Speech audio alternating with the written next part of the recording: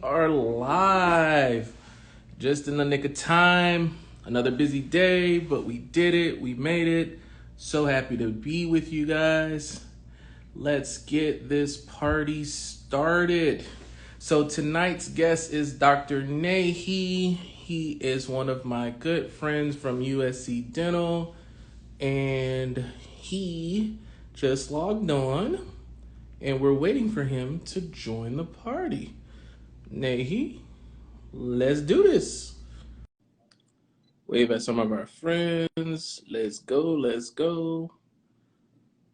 How you doing? How you doing? My guy, yo, you did it! I'm impressed I was able to figure this out. I'm not very tech savvy, as you can imagine. Come on, Mr. TikTok himself. Bruh, can I tell the people that what you told me earlier? What did I say? About live. I forgot. Share with them. This is your first Instagram live. We all got to start somewhere. This is his first Instagram. This is your first Instagram live. You made it. You were a little nervous, but we're going to make sure you feel right at home here. It's just a conversation between two old school friends. We've probably known each other for now coming on 10 years. We're old now, my guy. So, cool. Yeah.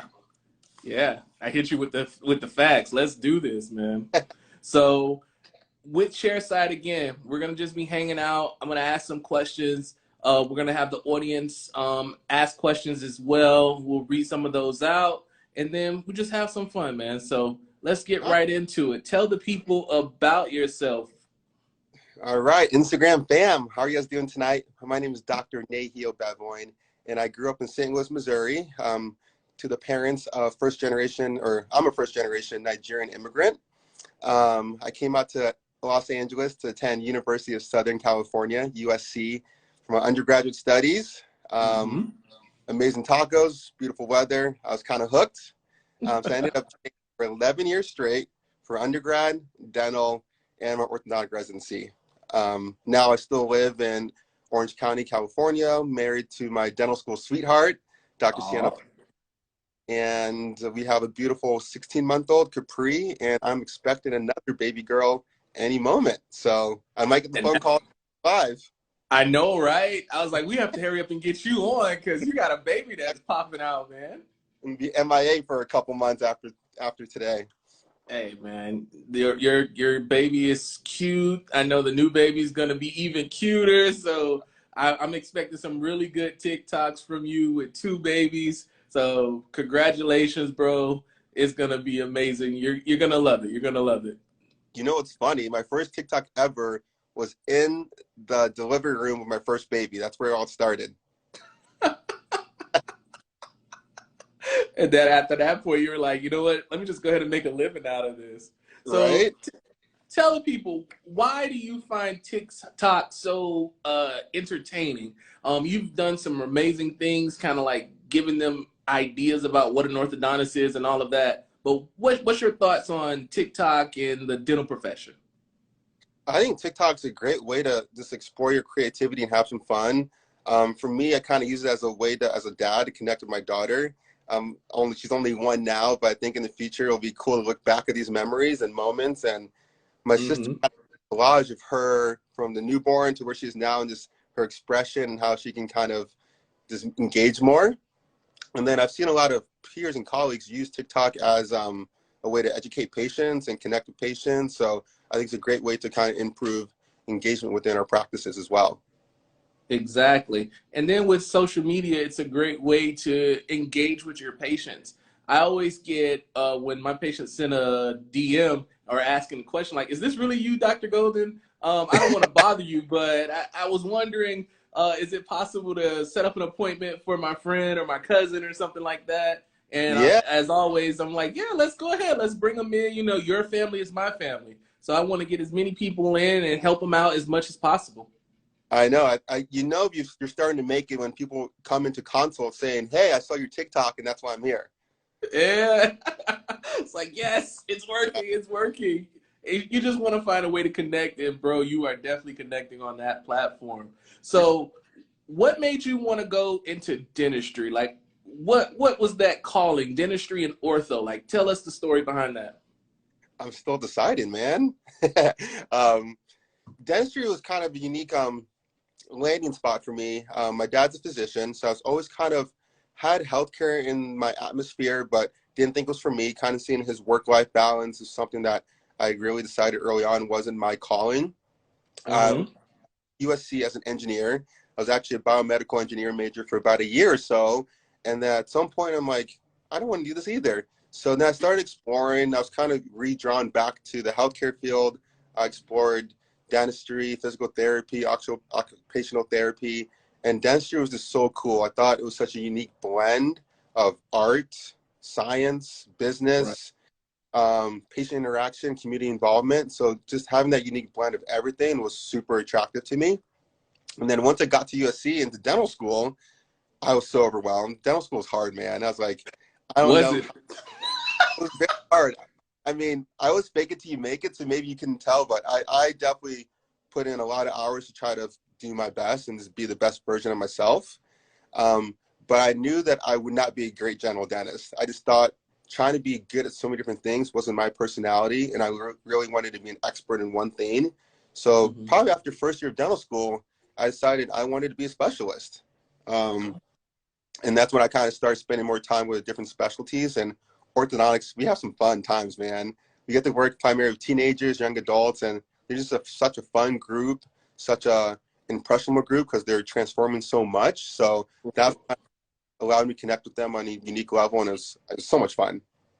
So you're that dentist that honestly everybody wants to go see. I remember growing up, I didn't want to go to my general dentist. I wanted to go see my orthodontist because this is the person that was going to straighten up my teeth, get braces. And as a teen, it's like, that's the person you want to go see. Once you made it into that chair, that's the spot.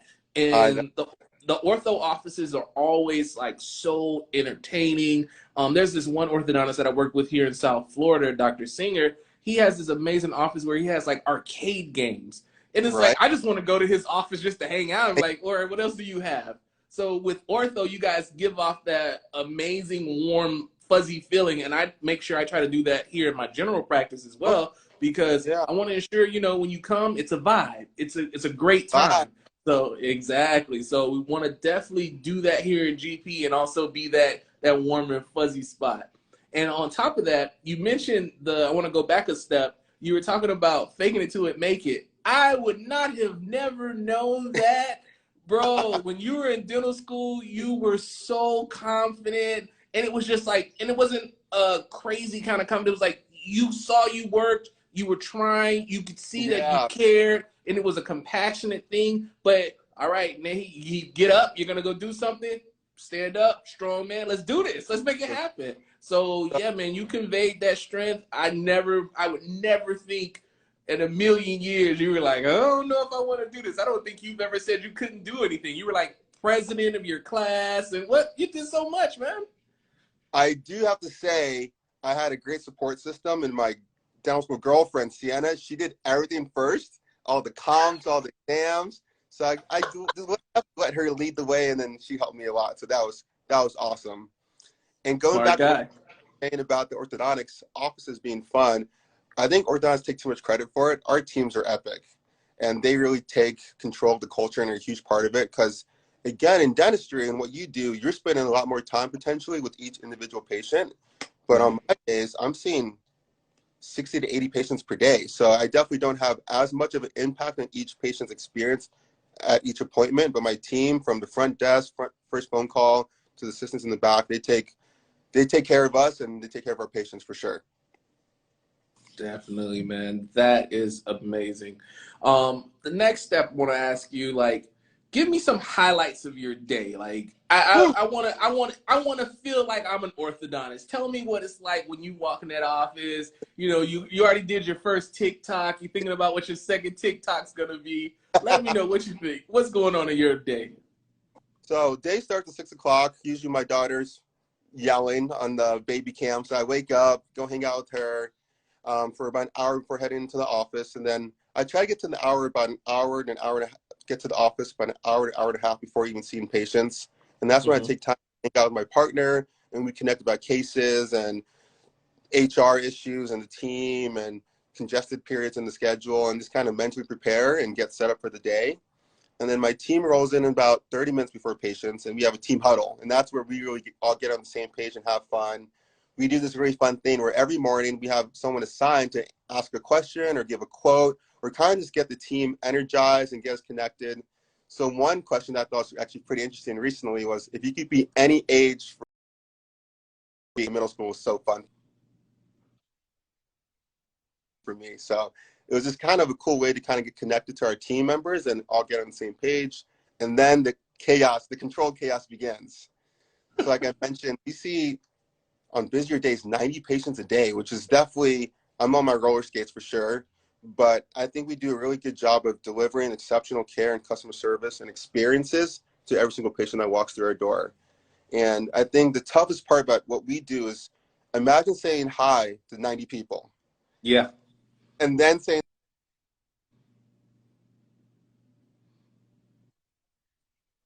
to 200 people, which is extremely draining and exhausting, but I wouldn't change for the world because it's so much fun. And I'm kind of at the point where my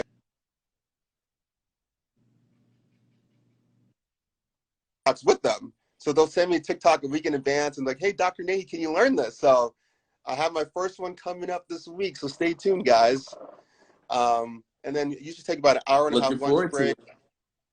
Yeah, I usually take about an hour and a half lunch break, and that's when I kind of connect with my general dentist and referring dentist. I usually take a 30-minute nap during lunch as well. Got to catch up on that sleep with the newborn at home, and then afternoon grind and finish strong. Oh man, yeah. See, that's a smooth day. I wish I get lunch. I don't get lunch very often. Yeah. Why dentists not take lunches? It's so interesting to me. So how can I put this? It's a snack break. It's not really an hour lunch. I have meetings. Yeah. I need to catch up with something with my lead assistant. It's just a little snack break. That's all it is. There's no real lunch, but that allows us to help more patients, increase access. When I do have a chance to get that 1 hour, I don't know what to do with myself. I'm not gonna lie. Most times I'll call my wife and be like, hey, so I got this hour. I don't have a meeting. So how are you doing? I love you. When in doubt, I love you. Exactly, bro. Exactly. So, guys, if you have any questions, please put it in the comment section. I have one question right off the bat. Doc, how do you feel about GPs doing ortho? And also, what's your thoughts on programs like Smile Direct? Ooh, great question. So the first part of that question, what do I think about GPs doing ortho? I'm totally in support of that for sure. I think going back to like access of care, a lot of patients are already seeing a GP and they feel comfortable there and know them and trust them. So I definitely think GPs should be doing it like they're doing every other specialty to the same standard of care. So I think the importance is that GPs and all dentists need to know when to refer. So being married to a GP, I definitely have some behind the scenes looks at what they're looking at and what type of cases they're trying to handle and refer out. I think it's just a delicate balance that we all learn through experience. So I actually help a lot of our referring GPs with their Invisalign clin checks and it's kind of guide them through the process so that they can provide the best care to their patients. And I think that builds trust with them because then they know, hey, I want everyone to win. I don't need all the patients in the world, but I just want every patient to get the best care possible. And whether it's in my office or their office, they deserve that. So I'm totally down to help people. And that in return has helped me because when they do get in trouble or do have that case where, like, hey, this is a Dr. Nehi case for sure, they're more than excited to send it over. Exactly. And as a GP, there are some cases that, whoa, this is way over my head.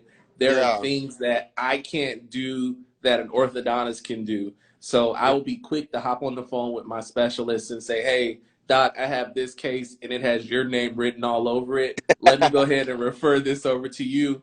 And then my orthodontist also sends patients over to me. Hey, Doc, I have this patient that just walked into my office and they don't have a general dentist. Can you help them out? Sure. So it has to be a partnership. And that goes with any specialist from endo, ortho, perio. You try to create that partnership with your specialist, make sure that we're all on the same page. Yep. We get it. People, people get busy, but if we can't make that time for that communication, we're going nowhere. And at the end of the day, we all have the same goal, right? Is to provide exceptional patient care to all of our patients that walk in our door. So, and the second part to that question was about Smile Direct Club and all direct to consumer. So I'll just say direct to consumer liner companies. There we go. That's what my lawyer told me to say, right? I think the importance of those, I tell patients when they ask about that in my office that it may work for 1 out of 10 patients, and is that worth the risk to you?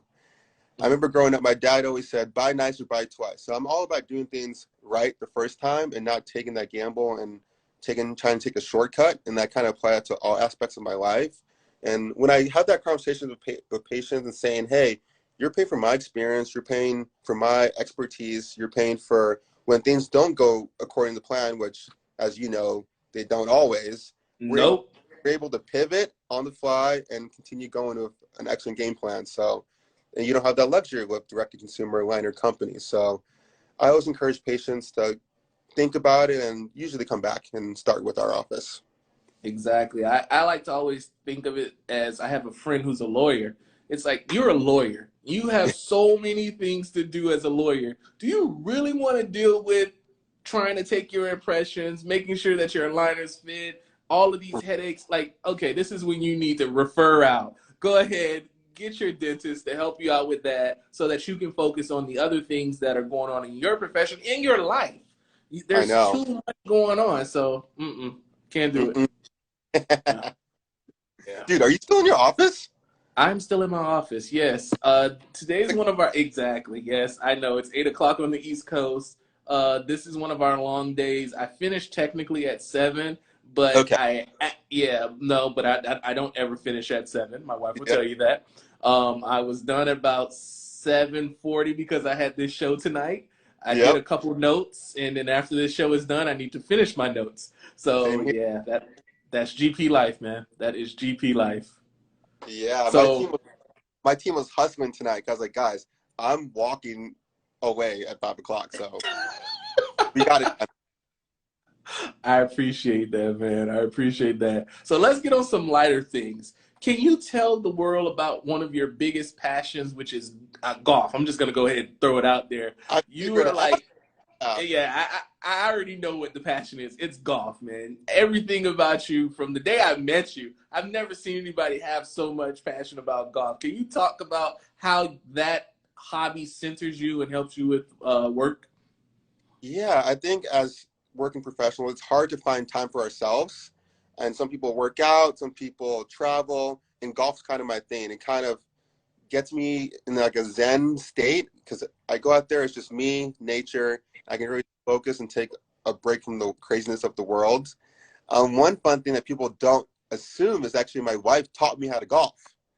And to this day, it's been her biggest regret because I spent a lot of time and energy golfing, and golf is one of those sports that you never can master, kind of like dentistry. You're always working on the craft.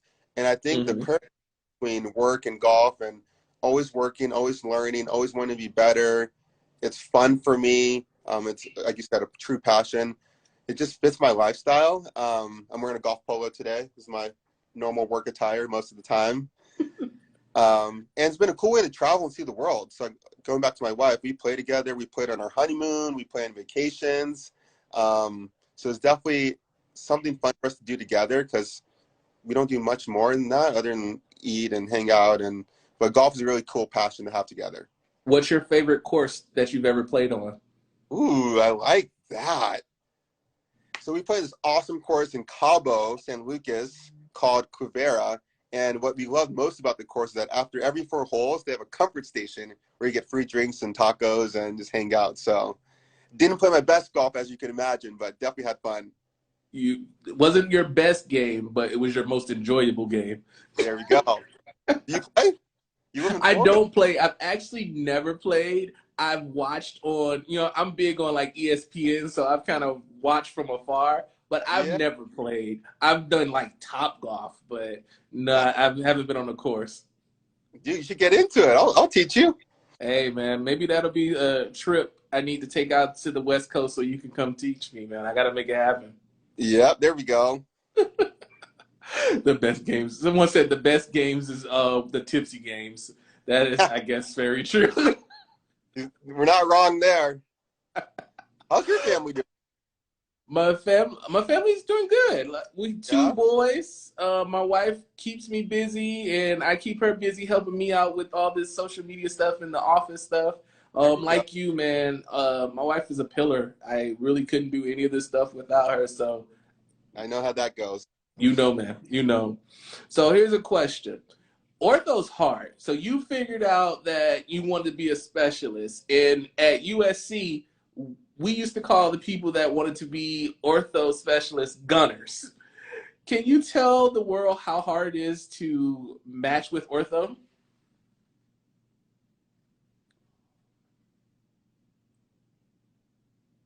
Let's see.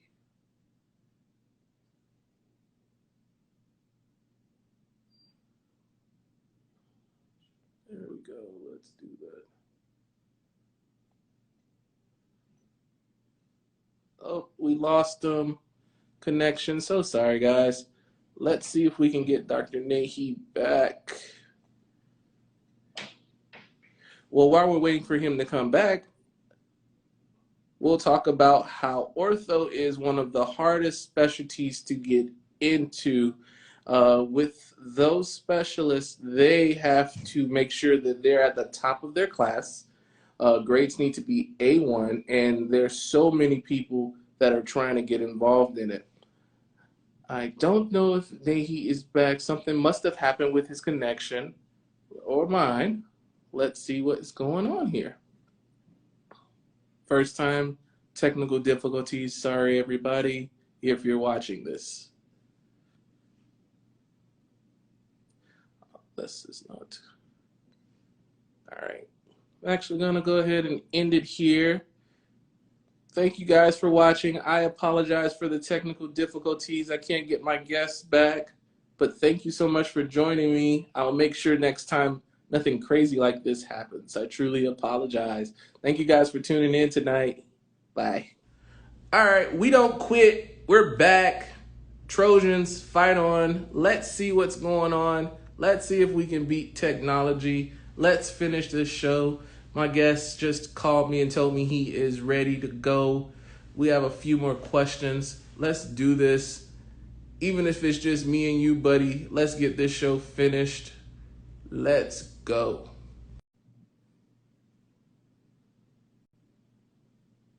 Here we go. Here we go. Here we go. All right. You and me, baby. It's me and you. Let's do it. We're finishing this show. I don't understand what happened. That's never happened, and this is episode 11. So technology is going to do what technology wants to do. I told you. You did. You jinxed me, bro. Like, come on. 11 episodes and it never happens, but let's see if we can build this back up. Where we left off was, can you tell me how difficult it is to be an orthodontist? Can you talk about how you have to have A1 grades and all of that good stuff?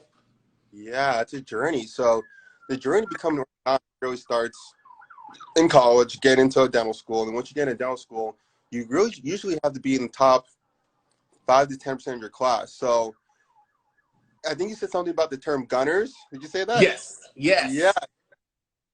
I hate that term because, like, gunners has a negative connotation. And I don't think I was a gunner because, to me, I knew I wanted to be at the top of my class, but I never wanted to step on people in the way or push them down. I thought we truly could all excel together.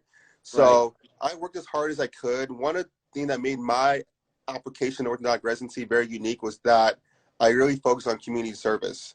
So I'm not sure if you remember when I was in dental school and leadership. When I was in dental school, I was able to travel to Kenya, Jamaica, Guatemala, and Mexico for community service trips. And that really just was a passion of mine. I think that came out in my essays and my interview, just how passionate I was about the field and really truly helping people that need our help the most. I did research, I had good grades, I was involved, and you kind of need all of that to get into orthodontic residency. It's fun, man, and I'm really glad that I did it. We definitely had patients or not patients, but co-residents that didn't have all that just had unique paths as well. Some were military, some worked as general dentist and found a passion later to become orthodontist. So you don't have to be at the top of your class, but if you truly have a passion for something, you'll figure out a way to get there, whether it's through, again, volunteering or working for a little bit beforehand or whatever it may be. Yeah. I think it's interesting you said that term, you didn't like that term. For me, it was actually the opposite. If I knew somebody was like gunning to try to make sure that they had the best grades, in my Yeah. mind, those were the hardest workers. Like those were the people that understood that, hey, look, I got to make sure that I, one, understand this material, and then two, excel on these exams, which we all know in dental school are made to make you fail.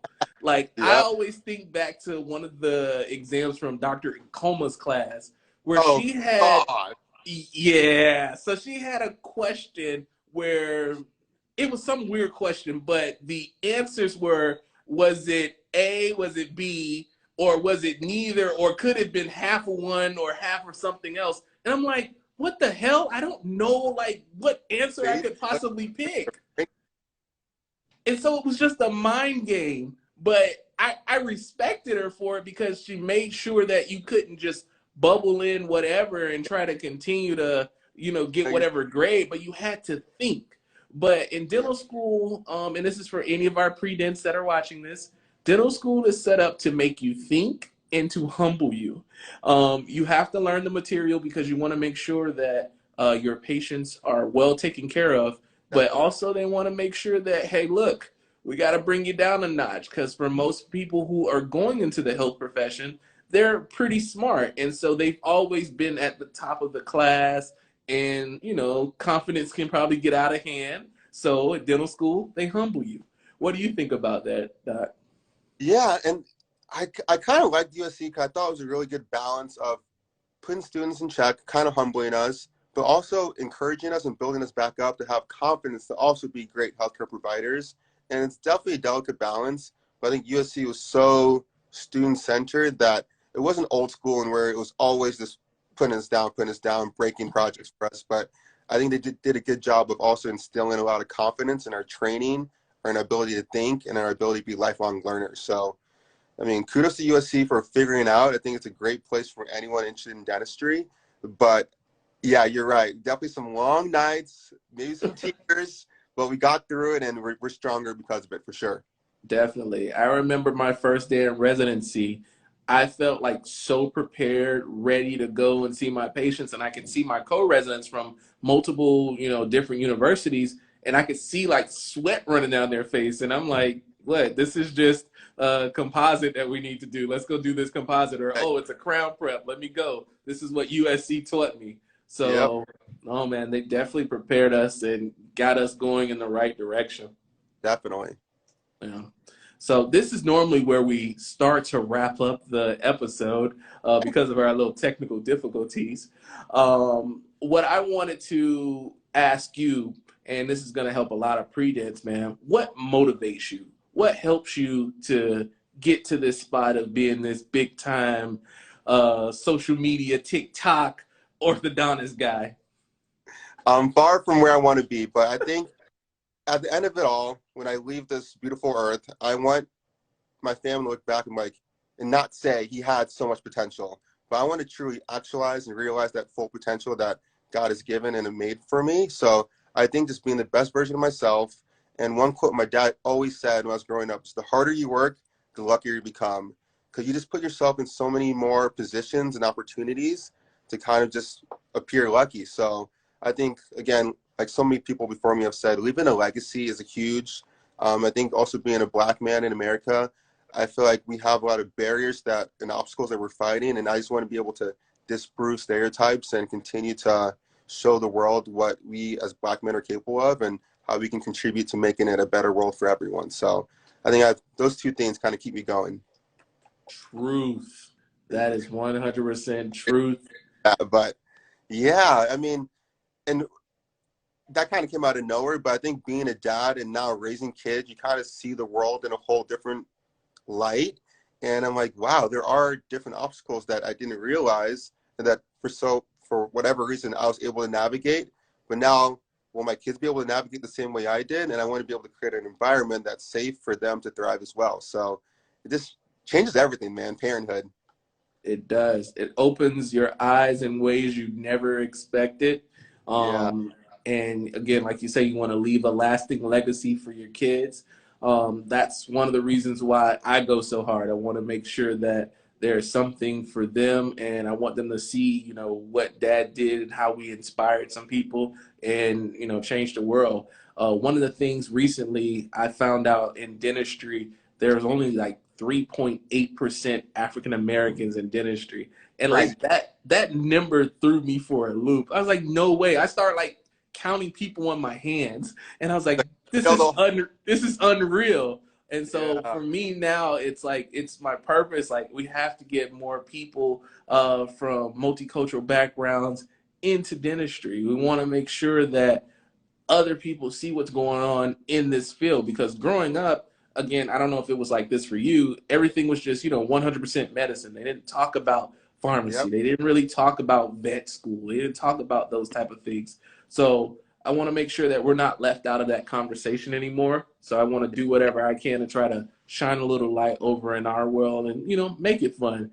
and to have cool friends like you doing like ortho and TikTok. You make life so much easier. I'm like, hey, look, if you don't like me, I know you might like this guy, or you Yep. might like, somebody like our good friend Lisa, who's also on Yeah. social media from USC. Essence is on here as well. It's like there's so many amazing people that you can see that are working hard and doing great in the profession. Yeah. And it's important to keep working hard every day because you never know who's watching, right? Right. So, I mean, I've had tons of ex-patients reach out like, hey, Dr. Nehi, you may not remember me, but FYI, I thought it was so nice how caring and passionate and how great of a listener you were. And that changed my whole trajectory in life. So, gotta keep doing the little things when no one's watching, right? Exactly. Because you never know who you're going to touch. Mm-hmm. Well, on that note, my friend, thank you so much for joining me again, guys. I apologize for technical difficulties. This is episode 11, and that's the first time that's ever happened.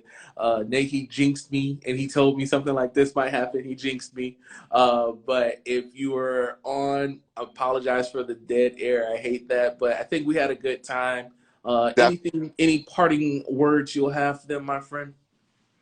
Nothing from me. Just good seeing your face. I'm glad you're doing this. This is awesome. Thank you for thinking of me and including me in your journey and your story.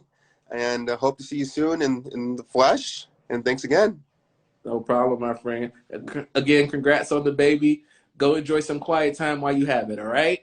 There we go. All Bye right. now. Fight on.